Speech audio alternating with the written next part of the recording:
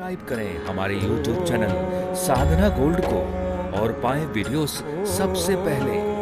Bell icon दबाना ना भूलें। गोबर मतलब गाय की बात कर रहा हूं मैं। गोबर में एक सबसे बड़ी खासियत है, वो एंटी बैक्टीरियल है। एंटी बैक्टीरियल है गोबर।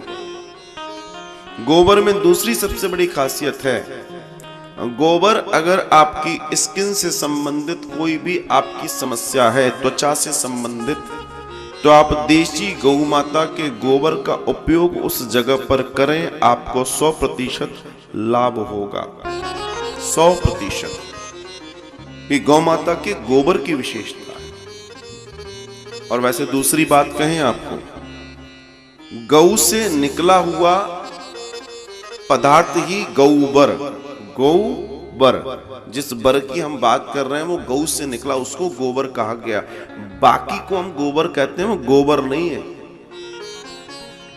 बर के आगे उस जानवर का नाम लगा दो जिससे वो है, तो अटपटा सा लगेगा, है? गौबर, भैंसबर, और क्या। तो इस बात को भी समझना पड़ेगा।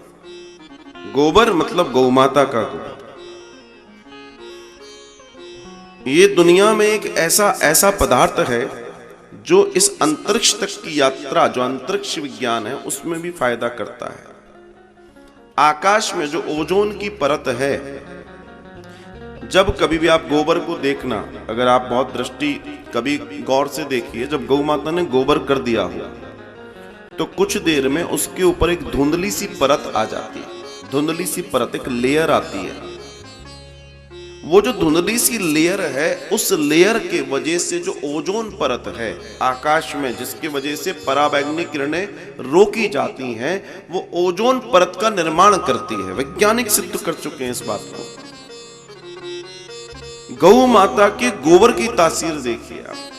और एक बात, गौ माता के गोबर में एक और बड़ी तासीर है, ना वो ठंडा होता है ना वो गर्म होता है, उस पर मौसम का प्रभाव नहीं पड़ता। वो समतापी है। आप चाहे गर्मी में हाथ लगाओ या सर्दी में हाथ लगाओ, उस पे ना वो ठंडा होगा ना वो गर्म होगा, समतापी होता है। इसलिए पहले के जो घर थे, वो जब गौ माता के गोबर से लीपे जाते थे, पोते जाते थे, तो ना उसमें ठंड होती थी ना उसमें गर्मी होती थी, और उसमें रहने वाले व्यक्ति में कोई बीमारी नहीं होती थी। उसमें जो रहने वाला व्यक्ति था उसमें बीमारी नहीं होती थी, क्योंकि वो, जैसे समझ लीजिए, चिकित्सालय में रह रहा है, औषधियों के बीच में रह रहा है। पर अब क्या है, हमारे पास उससे दिखने में उससे कई ज्यादा गुना अच्छी चीजें तो आ गई हैं, लेकिन उतनी शुद्धता और पवित्रता आज तक हम नहीं ला पाए।